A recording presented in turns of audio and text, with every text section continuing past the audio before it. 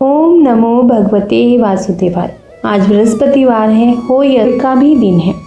तो आइए सुनते हैं इस वीडियो में बृहस्पतिवार व्रत की कथा। भारतवर्ष में एक प्रतापी और दानी राजा राज्य करता था। वह नित्य गरीबों और ब्राह्मणों की सहायता करता था। यह बात उसकी रानी को अच्छी नहीं लगती थी और वह ना ही गरीबों को दान देती, ना ही भगवान का पूजन करती थी और राजा को भी दान देने से मना किया करती थी। एक दिन राजा शिकार खेलने वन को गए हुए थे तो रानी महल में अकेली थी। उसी समय बृहस्पति देव साधु वेश में राजा के महल में भिक्षा के लिए गए और भिक्षा मांगी। रानी ने भिक्षा देने से मना कर दिया और कहा, हे साधु महाराज, मैं तो दान पुण्य से तंग आ गई हूँ। मेरा पति सारा धन लुटाते रहते हैं। मेरी इच्छा है कि हमारा धन नष्ट हो जाए और फिर न रहेगा बांस, न बजेगी बांसुरी। साधु ने भी कहा कि देवी, तुम तो बड़ी विचित्र हो। धन संतान तो सभी चाहते हैं, पुत्र और लक्ष्मी तो पापी के घर भी होने चाहिए। यदि तुम्हारे पास अधिक धन है तो भूखों को भोजन दो, प्यासों के लिए प्याऊ बनवाओ, मुसाफिरों के लिए धर्मशालाएं खुलवाओ। जो निर्धन अपनी कुंवारी कन्याओं के विवाह नहीं कर सकते, उनका विवाह ही करा दो। ऐसे और भी बहुत से काम हैं जिनको करने से तुम्हारा यश लोक परलोक में फैलेगा। परंतु रानी पर उपदेश का कोई प्रभाव नहीं पड़ा। वह बोली, महाराज, आप मुझे कुछ न समझाएं। मैं ऐसा धन नहीं चाहती जो हर जगह बांटती फिरूं। साधु ने उत्तर दिया, यदि तुम्हारी ऐसी इच्छा है तो तथास्तु। तुम ऐसा करना कि बृहस्पतिवार को घर लीप कर पीली मिट्टी से अपना सिर धोकर स्नान करना, भट्टी चढ़ाकर कपड़े धोना। ऐसा करने से आपका सारा धन नष्ट हो जाएगा। इतना कहकर वह साधु महाराज वहां से आलोप हो गए।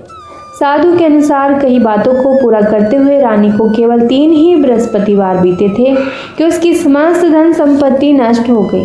भोजन के लिए राजा का परिवार तरसने लगा। तब एक दिन राजा ने रानी से कहा कि हे रानी, तुम यहीं रहो, मैं दूसरे देश को जाता हूँ, क्योंकि यहाँ पर सभी लोग मुझे जानते हैं, इसीलिए मैं कोई छोटा कार्य भी नहीं कर सकता। ऐसा कहकर राजा प्रदेश चला गया। वहाँ वह जंगल से लकड़ी काट कर लाता और शहर में बेचता। इस तरह वह अपना जीवन व्यतीत करने लगा। इधर राजा के प्रदेश जाते ही रानी और दासी दुखी रहने लगी। एक बार जब रानी और दासी को 7 दिन तक भोजन के बिना रहना पड़ा तो रानी ने अपनी दासी से कहा, हे दासी, पास ही के नगर में मेरी बहन रहती है, वह बड़ी धनवान है, तो उसके पास जा और कुछ ले आ ताकि थोड़ी बहुत गुजर बसर हो सके। दासी रानी की बहन के पास गई। उस दिन भी गुरुवार था और रानी की बहन उस समय बृहस्पतिवार व्रत की कथा सुन रही थी। दासी ने रानी की बहन को अपनी रानी का संदेश तो दे दिया, लेकिन रानी की बड़ी बहन ने कोई उत्तर नहीं दिया, क्योंकि वह बृहस्पतिवार व्रत की कथा सुन रही थी। जब दासी को रानी की बहन से कोई उत्तर नहीं मिला तो वह बहुत दुखी हुई। उसे क्रोध भी आया। दासी ने वापस आकर रानी को सारी बात बता दी। सुनकर रानी ने अपने भाग्य को कोसा। उधर रानी की बहन ने सोचा कि मेरी बहन की दासी आई थी, परंतु मैं उससे कुछ भी नहीं बोली, इससे वह बहुत दुखी हुई होगी। कथा सुनकर और पूजन समाप्त करके वे अपनी बहन के घर आई और कहने लगी, हे बहन, मैं बृहस्पतिवार का व्रत कर रही थी। तुम्हारी दासी मेरे घर आई थी, परंतु जब तक कथा होती तब तक ना तो उठते हैं और ना ही बोलते हैं, इसीलिए मैं ना बोली, ना ही मैंने कुछ किया। तो कहो दासी क्यों गई थी? रानी बोली, बहन, तुमसे क्या छुपाऊं, हमारे घर में खाने तक को अनाज नहीं था। ऐसा कहते कहते रानी की आंखें भर आई। उसने दासी समेत पिछले 7 दिनों से भूखे रहने तक की बात अपनी बहन को विस्तार पूर्वक सुना दी। रानी की बहन बोली, देखो बहन, भगवान बृहस्पति देव सबकी मनोकामना को पूर्ण करते हैं। देखो, शायद तुम्हारे घर में अनाज रखा हो। पहले तो रानी को विश्वास नहीं हुआ, पर बहन के आग्रह करने पर उसने अपनी दासी को अंदर भेजा तो उसे सचमुच अनाज से भरा एक घड़ा मिल गया। यह देखकर दासी को बड़ी हैरानी हुई।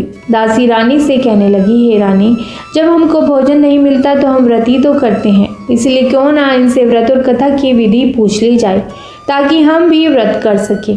तब रानी ने अपनी बहन से बृहस्पतिवार व्रत के बारे में पूछा। उसकी बहन ने बताया, बृहस्पतिवार के व्रत में चने की दाल और मुनक्का से विष्णु भगवान का केले की जड़ में पूजन करें और दीपक जलाएं। व्रत कथा सुने और पीला भोजन ही करें, इससे बृहस्पति देव प्रसन्न होते हैं। व्रत और पूजन विधि बताकर रानी की बहन अपने घर को लौट आई। 7 दिन के बाद जब गुरुवार आया तो रानी और दासी ने व्रत रखा। गुड़साल में जाकर चना और गुड़ लेकर आई। फिर उसने केले की जड़ तथा विष्णु भगवान का पूजन किया। अब पीला भोजन कहाँ से आए, इस बात को लेकर दोनों बहुत दुखी थे। क्योंकि उन्होंने व्रत रखा था, इसीलिए बृहस्पति देव उनसे प्रसन्न थे। इसीलिए वे एक साधारण व्यक्ति का रूप धारण कर 2 थालों में सुंदर पीला भोजन दासी को दे गए। भोजन पाकर दासी प्रसन्न हुई और फिर रानी के साथ मिलकर भोजन ग्रहण किया। उसके बाद में सभी गुरुवार को व्रत और पूजन करने लगी। बृहस्पति भगवान की कृपा से उनके पास फिर से धन संपत्ति आ गई, परंतु रानी फिर से पहले की तरह आलस्य करने लगी। तब दासी बोली, देखो रानी, तुमने पहले भी इस प्रकार आलस्य करती थी। तुम्हें धन रखने में कष्ट होता था, इस कारण सभी धन नष्ट हो गया, और अब जब भगवान बृहस्पति देव की कृपा से धन मिला है तो तुम्हें फिर से आलस्य होता है। रानी को समझाते हुए दासी कहती है कि बड़ी मुसीबतों के बाद हमने यह धन पाया है, इसीलिए हमें दान पुण्य करना चाहिए, भूखे मनुष्य को भोजन कराना चाहिए और धन को शुभ कार्यों में खर्च करना चाहिए, जिससे तुम्हारे कुल का यश बढ़ेगा, स्वर्ग की प्राप्ति होगी और पितर भी प्रसन्न होंगे। दासी की बात मानकर रानी अपना धन शुभ कार्यों में खर्च करने लगी, जिससे पूरे नगर में उसका यश फैलने लगा। बृहस्पतिवार व्रत कथा के बाद रानी श्रद्धा के साथ आरती भी करती थी और इसके बाद प्रसाद बांटकर उसे ग्रहण भी करती थी। और एक दिन राजा दुखी होकर जंगल में एक पेड़ के नीचे आसन जमाकर बैठ गया था। वह अपनी दशा को याद करके व्याकुल होने लगा, क्योंकि वह दूसरे किसी नगर में था। बृहस्पतिवार का दिन था। उस दिन भी एकाएक उसने देखा कि निर्जन वन में एक साधु प्रकट हुए। वह साधु वेश में स्वयं बृहस्पति देवता थे। लकड़हारे के सामने आकर बोले कि हे लकड़हारे, इस सुनसान जंगल में तू चिंता मगन क्यों बैठा है। लकड़हारे ने दोनों हाथ जोड़कर प्रणाम किया और उत्तर दिया, महात्मा जी, आप सब कुछ जानते हैं, मैं क्या कहूँ। यह कहकर रोने लगा और साधु को अपनी आत्मकथा सुनाई। महात्मा जी ने कहा, तुम्हारी स्त्री ने बृहस्पति के दिन बृहस्पति भगवान का निरादर किया है, जिसके कारण रूठ कर उन्होंने तुम्हारी ये दशा कर दी। अब तुम चिंता को दूर करके मेरे कहने पर चलो तो तुम्हारे सब कष्ट दूर हो जाएंगे और भगवान पहले से भी अधिक संपत्ति देंगे। तुम बृहस्पति के दिन कथा किया करो। 2 पैसे के चने मुनक्का लाकर उसका प्रसाद बनाओ और शुद्ध जल से लोटे में शक्कर मिलाकर अमृत तैयार करो। कथा के बाद अपने सारे परिवार और सुनने वाले प्रेमियों में अमृत और प्रसाद बांटकर आप भी ग्रहण करो। ऐसा करने से भगवान तुम्हारी सब मनोकामनाएं पूरी करेंगे। साधु के ऐसे वचन सुनकर लकड़हारा बोला, हे प्रभु, मुझे लकड़ी बेचकर इतना पैसा नहीं मिलता जिससे भोजन के बाद कुछ बचा सकूं। मैंने रात्रि में अपनी स्त्री को व्याकुल देखा है, मेरे पास कुछ भी नहीं जिससे मैं उसकी खबर मंगा सकूं। साधु ने कहा, हे लकड़हारे, तुम किसी बात की चिंता मत करो। बृहस्पति के दिन तुम रोजाना की तरह लकड़ियां लेकर शहर को जाओ। तुमको रोज से दुगना धन प्राप्त होगा, जिससे तुम भली भांति भोजन कर लोगे तथा बृहस्पति देव की पूजा का सामान भी आ जाएगा। इतना कहकर साधु अंतर्ध्यान हो गए।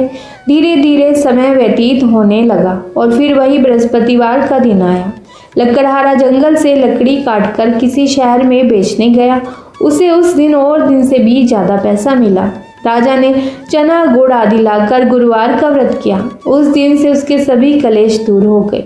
परंतु जब दोबारा गुरुवार का दिन आया तो बृहस्पतिवार का व्रत करना भूल गया। इस कारण बृहस्पति भगवान नाराज हो गए। उस दिन उस नगर के राजा ने विशाल यज्ञ का आयोजन किया तथा शहर में यह घोषणा करा दी कि कोई भी मनुष्य अपने घर में भोजन न बनाए, आग न जलाए।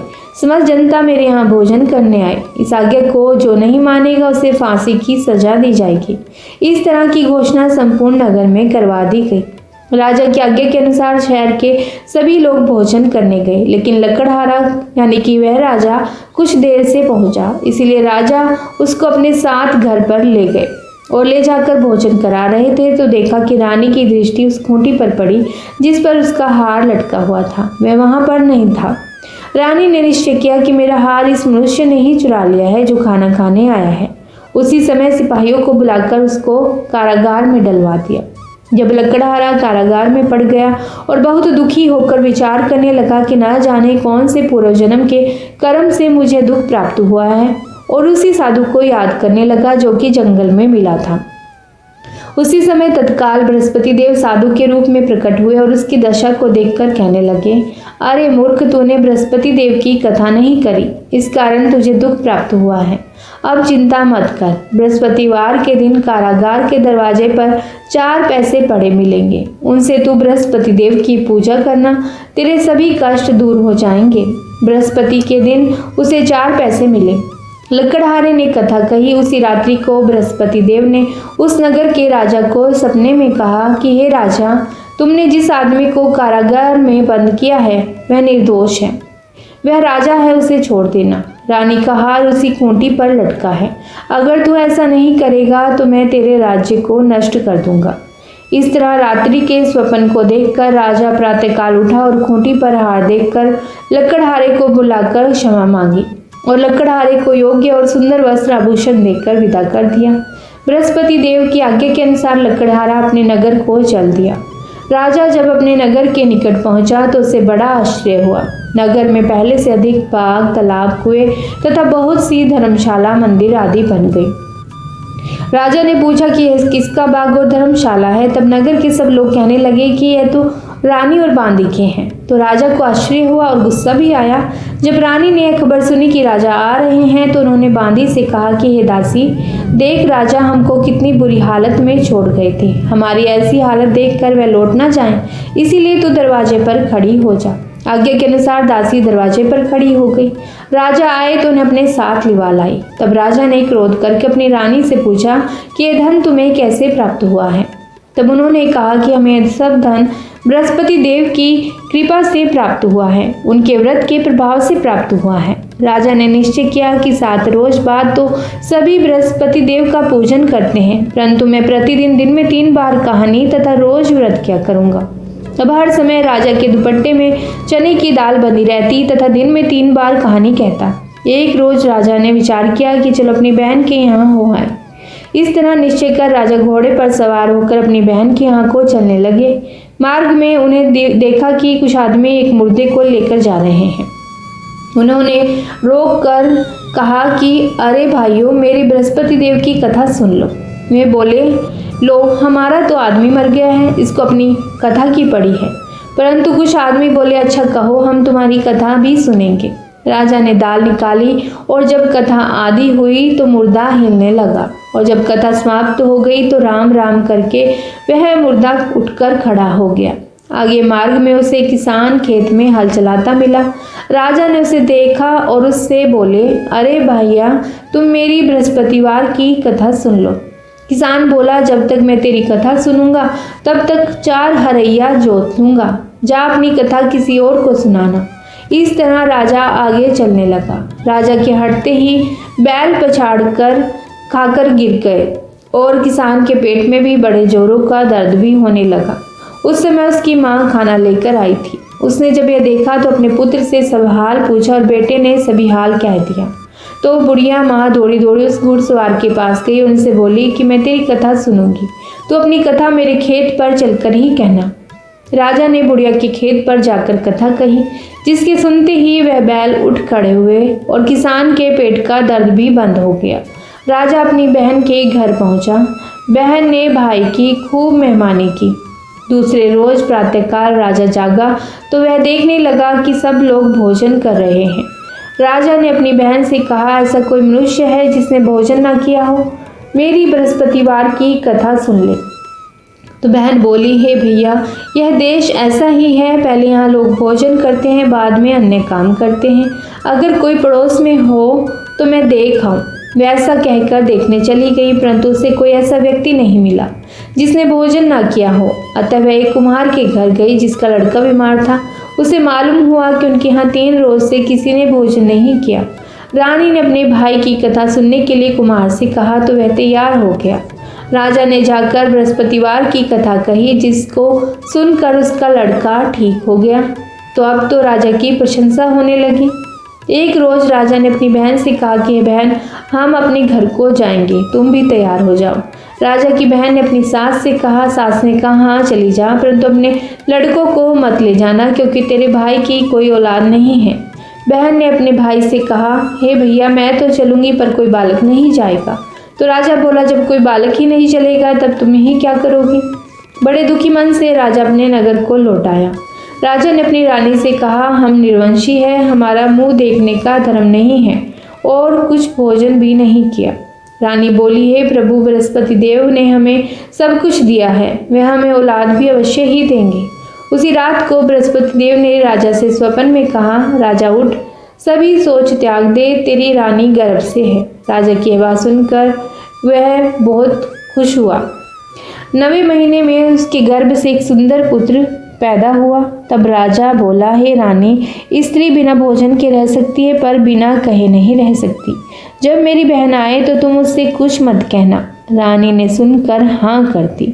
अब राजा की बहन ने यह शुभ समाचार सुना तो वह बहुत खुश हुई तथा बधाई लेकर अपने भाई के यहाँ आई। तब रानी ने कहा, घोड़ा चढ़कर तो नहीं आई, गधा चढ़ी आई। राजा की बहन बोली, भाभी, मैं इस प्रकार न कहती तो तुम्हें औलाद कैसे मिलती। बृहस्पति देव ऐसे ही हैं जैसी जिसके मन में कामनाएं हों सभी को पूर्ण करते हैं। जो सद्भावना पूर्वक बृहस्पतिवार का व्रत करता है और कथा पढ़ता है या फिर सुनता है, दूसरों को सुनाता है, बृहस्पति देव उसकी सभी मनोकामनाएं पूर्ण करते हैं। भगवान बृहस्पति देव उसकी सदैव रक्षा करते हैं। संसार में जो भी मनुष्य सद्भावना से भगवान जी का पूजन व्रत सच्चे हृदय से करते हैं, उनकी सभी मनोकामनाएं पूर्ण होती हैं। जैसे सच्ची भावना से रानी और राजा ने उनकी कथा का गुणगान किया तो उनकी सभी इच्छाएं बृहस्पति देव जी ने पूर्ण की थी। इसीलिए पूर्ण कथा सुनने के बाद प्रसाद लेकर जाना चाहिए। हृदय से उसका मनन करते हुए जयकारा बोलना चाहिए। तो बोलिए बृहस्पति देव की जय, भगवान विष्णु की जय। आइए सुनते हैं बृहस्पति देव की दूसरी कथा। प्राचीन काल में एक ब्राह्मण रहता था। वह बहुत निर्धन था, उसकी कोई संतान नहीं थी। उसकी स्त्री बहुत मलिनता के साथ रहती थी। वह तो न स्नान करती और किसी देवता का पूजन भी नहीं करती थी। इससे ब्राह्मण देवता बड़े दुखी थे। बेचारे बहुत कुछ कहते थे किंतु उसका कुछ भी परिणाम नहीं निकलता था। भगवान की कृपा से ब्राह्मण की स्त्री की कन्या रूपी रत्न पैदा हुआ। कन्या बड़ी होने पर प्रातः स्नान करके विष्णु भगवान का जाप और बृहस्पतिवार का व्रत करने लगी। अपने पूजन पाठ को समाप्त करके विद्यालय जाती तो अपनी मुट्ठी में जौ भरकर ले जाती और पाठशाला के मार्ग में डालती जाती। तब ये जौ स्वर्ण के जौ हो जाते। लौटते समय उनको बीनकर घर ले आती थी। एक दिन वह बालिका सूप में उस सोने के जौ को फटक कर साफ कर रही थी कि उसके पिता ने देख लिया और कहा, हे बेटी, सोने के जौ के लिए सोने का सूप होना चाहिए। दूसरे दिन बृहस्पतिवार था। इस कन्या ने व्रत रखा और बृहस्पति देव से प्रार्थना करके कहा, मैंने आपकी पूजा सच्चे मन से की हो तो मेरे लिए सोने का सूप दे दो। बृहस्पति देव ने उसकी प्रार्थना स्वीकार कर ली। रोजाना की तरह वह कन्या जौ फैलाती हुई जाने लगी। जब लौटकर जौ बीन रही थी तो बृहस्पति देव की कृपा से सोने का सूप मिला। उसे वह घर ले आई और उसमें जौ साफ करने लगी, परंतु उसकी माँ का वही ढंग रहा। एक दिन की बात है, वह कन्या सोने के सूप में जौ साफ कर रही थी। उस समय उस शहर का राजपुत्र वहां से होकर निकला। इस कन्या के रूप और कार्य को देखकर मोहित हो गया और अपने घर आकर भोजन तथा अन्न जल त्याग कर उदास होकर लेट गया। राजा को इस बात का पता लगा तो अपने प्रधानमंत्री के साथ उसके पास आए और बोले, हे बेटा, तुम्हें किस बात का कष्ट है? किसी ने अपमान किया है अथवा और कारण हो सका हो? मैं वही कार्य करूंगा जिससे तुम्हें प्रसन्नता हो। अपने पिता की राजकुमार ने बातें सुनी तो वह बोले, मुझे आपकी कृपा से किसी बात का दुख नहीं है। किसी ने मेरा अपमान नहीं किया, परंतु मैं उस लड़की से विवाह करना चाहता हूँ जो सोने के सूप में जौ साफ कर रही थी। यह सुनकर राजा आश्चर्य में पड़ गया और बोला, हे बेटा, इस तरह की कन्या का पता तुम ही लगाओ, मैं उसके साथ तेरा विवाह अवश्य ही करवा दूंगा। राजकुमार ने उस लड़की के घर का पता बतलाया। तब मंत्री उस लड़की के घर गए और ब्राह्मण देवता को सभी हाल बतलाया। ब्राह्मण देवता राजकुमार के साथ अपनी कन्या का विवाह करने के लिए तैयार हो गए तथा विधि विधान के अनुसार ब्राह्मण की कन्या का विवाह राजकुमार के साथ हो गया। कन्या के घर से जाते ही पहले की भांति उस ब्राह्मण देवता के घर में गरीबी का निवास हो गया। अब भोजन के लिए भी अन्न बड़ी मुश्किल से मिलता था। एक दिन दुखी होकर ब्राह्मण देवता अपनी पुत्री के पास गए। बेटी ने पिता की दुखी अवस्था को देखा और अपनी माँ का हाल पूछा। तब ब्राह्मण ने सभी हाल कहा। कन्या ने बहुत सा धन देकर अपने पिता को विदा कर दिया। इस तरह ब्राह्मण का कुछ समय सुखपूर्वक व्यतीत हुआ। कुछ दिन बाद फिर वही हाल हो गया। ब्राह्मण फिर अपनी कन्या के यहाँ गया और सारा हाल कहा तो लड़की बोली, हे पिताजी, आप माताजी को यहाँ ले आओ, मैं उसे विधि बता दूंगी जिससे गरीबी दूर हो जाए। वह ब्राह्मण देवता अपनी स्त्री को साथ लेकर पहुँचे तो वह अपनी माँ को समझाने लगी, हे माँ, तुम प्रातःकाल प्रथम स्नान आदि करके विष्णु भगवान का पूजन करो तो सब दरिद्रता दूर हो जाएगी। परंतु उसकी माँ ने एक भी बात नहीं मानी और प्रातः काल उठकर अपनी पुत्री के बच्चों की जूठन को खा लिया। इससे उसकी पुत्री को भी बहुत गुस्सा आया और एक रात को कोठरी से सभी सामान निकाल दिया और अपनी माँ को उसमें बंद कर दिया। प्रातः काल उसे निकाला और स्नान आदि करा के पाठ करवाया तो उसकी माँ की बुद्धि ठीक हो गई और फिर प्रत्येक बृहस्पतिवार को व्रत रखने लगी। इस व्रत के प्रभाव से उसके माँ बाप बहुत ही धनवान और पुत्रवान हो गए और बृहस्पति जी के प्रभाव से इस लोक के सुख भोग कर स्वर्ग को प्राप्त हुए। तो सब बोलिए विष्णु भगवान की जय, बोलिए बृहस्पति देव की जय। ओम नमो नारायण। हमारे हिंदू धर्म में बृहस्पति देव को सभी देवताओं का गुरु माना जाता है। गुरुवार के व्रत में बृहस्पति देव की आरती करने का विधान भी माना जाता है। तो आइए बृहस्पति देव की आरती करते हैं। ओम जय बृहस्पति देवा, ओम जय बृहस्पति देवा, छिन छिन भोग लगाऊं, छिन छिन भोग लगाऊं, कदली फल मेवा। ओम जय बृहस्पति देवा, ओम जय बृहस्पति देवा, तुम पूरन परमात्मा, तुम अंतर्यामी प्रभु, तुम अंतर्यामी, जगत पिता जगदीश्वर, जगत पिता जगदीश्वर, तुम सबके स्वामी। ओम जय बृहस्पति देवा, जय बृहस्पति देवा, चरणामृत निज निर्मल, सब बातक हरता प्रभु, सब बातक हरता, सकल मनोरथ दायक, सकल मनोरथ दायक, कृपा करो भरता। ओम जय बृहस्पति देवा, जय बृहस्पति देवा, तन मन धन अर्पण कर, जो जन शरण पड़े प्रभु, जो जन शरण पड़े प्रभु, प्रकट तब होकर, प्रभु प्रकट तब होकर, आकर द्वार खड़े। ओम जय बृहस्पति देवा, जय बृहस्पति देवा, दीन दयाल दयानिधि, भक्तन हितकारी प्रभु, भक्तन हितकारी, पाप दोष सब हरता, पाप दोष सब हरता, भव बंधन हारी। ओम जय बृहस्पति देवा, जय बृहस्पति देवा, सकल मनोरथ दायक, सब संशय हारो प्रभु, सब संशय हारो, विषय विकार मिटाओ, विषय विकार मिटाओ, संतन सुखकारी।